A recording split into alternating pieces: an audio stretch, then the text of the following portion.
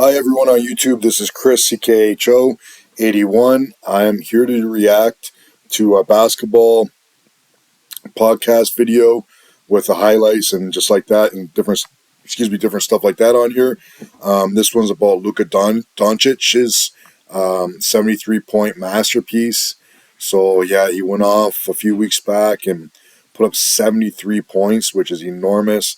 I think it's like the top 5 or 6 highest scores ever in the NBA. He's only like 23, 24 years old. He hasn't even reached his prime, and he's doing numbers like this.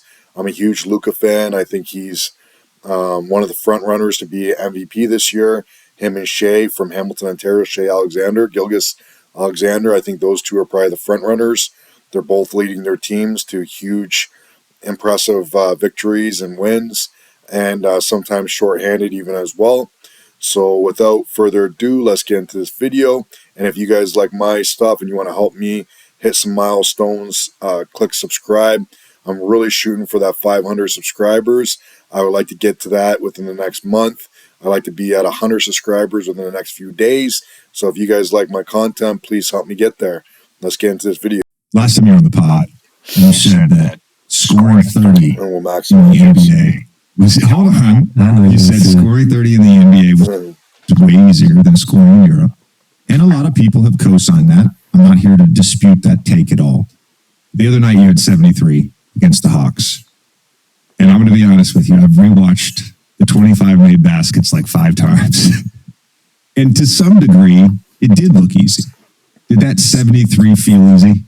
Oh, no. No, definitely not. I mean, everybody saying my game looks easy. It's not easy. Trust me. But when I said that, a lot of people didn't agree with me. It was 2-3 years ago. Yeah. But I think now they're starting to read more and more. But I always say it's because of the rules. Last minutes, the 3 seconds in the paint is huge. I don't think people realize how huge that is. Because when I'm isoing, I watch the defender in the paint, so he got to go out at some point. So when he's going out, I try to text. So that's a huge difference. But no, it wasn't easy scoring 73. You brought that up last time. That low man, as he's trying to cleanse himself, the weak side guy, right?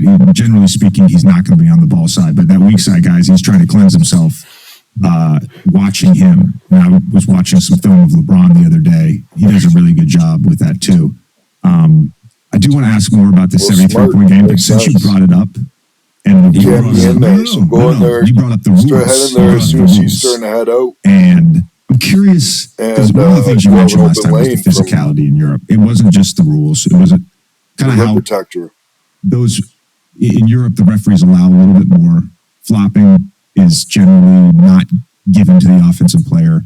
Do you think, and I don't know how familiar you are with like the 90s era hand checking, do you think hand checking would have an impediment on offenses? Like, would it matter? What do you mean like hand checking?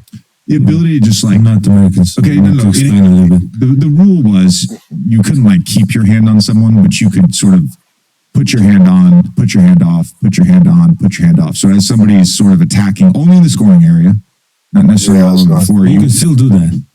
I agree. Oh yeah, 100%. I agree. My argument right now is bring back hand checking. You know what hand checking is going to do? It's going to lead to more shooting fouls. Yeah, 100%. Because offensive players are so smart now. The second I was calling a game the other night with Kevin Durant, and Mikal Bridges was D'ing up, legally had his hands on him. Okay. And once he put his hand out, and Kevin could get into a shooting motion, he just went into a shooting motion. Kevin Durant. The amount of offensive talent there is in the league right now is just insane. I don't think people really realize it. How much talent offensively there is. Kevin's a good individual player, but he doesn't really use team. He needs other stars to even be anywhere successful. We have to give credit to Claxton. Luka can he's a lead his team. Even When guys are down, he'll pick it up for everybody. Kevin Durant. We have a lot of regular defensive players. You don't got that. It's interesting, as far as I'm concerned. From my vantage point, because I get to call games. I'm calling a game later tonight, actually. Kevin Durant would never win a chip ever in his life. From my vantage point, when I watch games on TV, and there's a feeling of not necessarily non-physicality, out, but you don't quite capture it when you're sitting up close, when I call a game, they were a game championship looks more team before physical. he It joined just them. does. And so Then he joined the other thing, they made there's him a clip in the second half. the main guy of the team. So and of there's course two he scored defenders. One points, guy's like kind of at the nail, and one guy's kind of helping in off the wing, and you do the low pull through. KD's kind of And initially they didn't call like it Joel a good basket. You make the shot. He's just soft. They eventually reversed it, and you got the N1. But that move is another move. KD, where like feel free to James get in my Harden was the first kind of to do it. Inbox with your burner account. I know what's up. With spacing and with talent, comment. I don't think hand checking is going to have that big of a difference. To your point about the defensive 3 seconds, I think that would. Oh, that would 100%. But the hand checking, like you said, I don't think so. Because so this is what they started to stop calling it. JJ Redick wants to talk about his hand checking with a guy who scored 73 points. They stopped calling that. Well, the other thing is when I watch you play a lot out of like a split stance. Do you know what I mean by that? Like when you're up top in ISO, you play out of a split stance. And a lot of times you use that left to right dribble between the legs to attack the top leg and get to your right hand. I would say, what do you think it is? Half the time, more than half the time, somebody puts their hands on you immediately as soon as you go to that move. And it's rarely called. You get it sometimes, but it's rarely called. Yeah, but yeah, I do that a lot. It just, my 7x to the left. But I mean, I just take what defense gives me. They send me left, I'll go left. They send me right, I'll go right. Like, I think I have a couple moves in me. I'm trying to do the sham god, You're trying to bring out the sham god? That's good.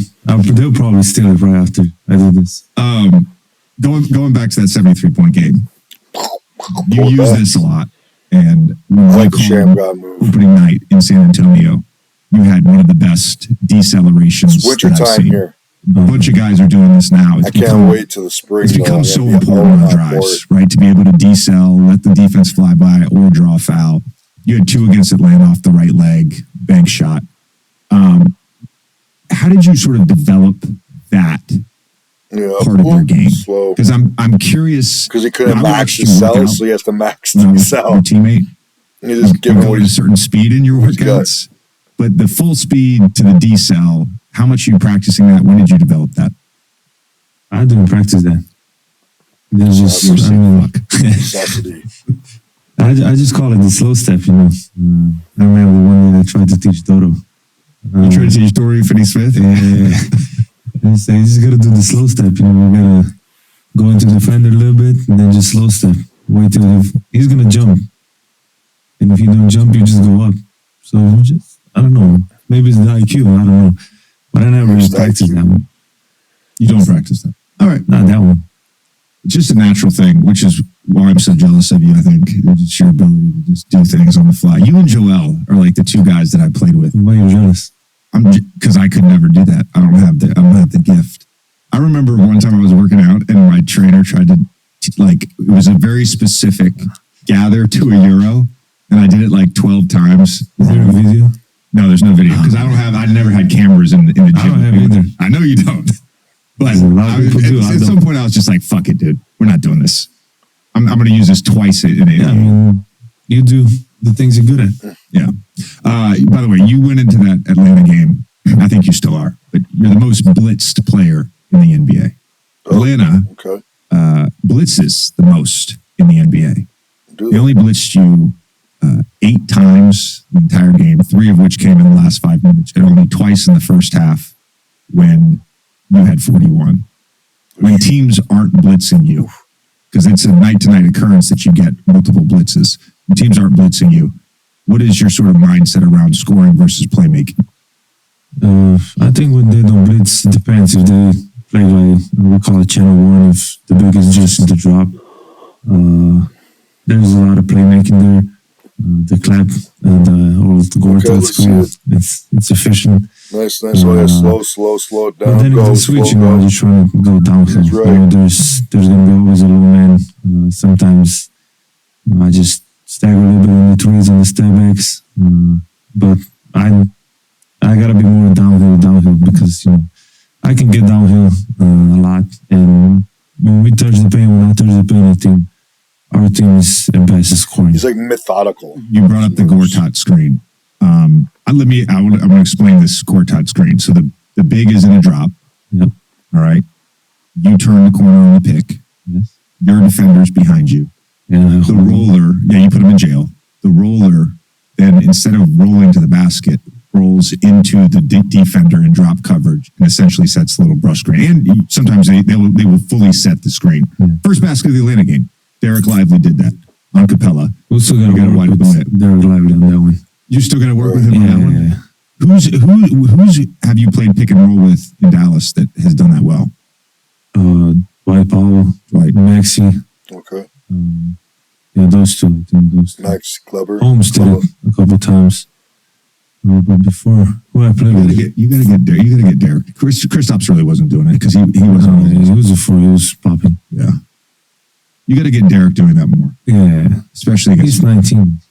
He's got a lot of way to learn. Mm-hmm. All right. The more times. Interesting. JJ Redick kind of spent a lot of that time talking about something that was kind of irrelevant and had nothing to do with the 73 points. So I find this clip a little bit of clickbait, but I mean, it was kind of fun to watch anyways. I'm going to upload it. If you guys like my content and if there's any basketball or any type of content you want me to react to, let me know in the comments. Actually, even better yet, put the link of the video that you want me to react to in the comments. That'd be super helpful. Thank you guys for watching.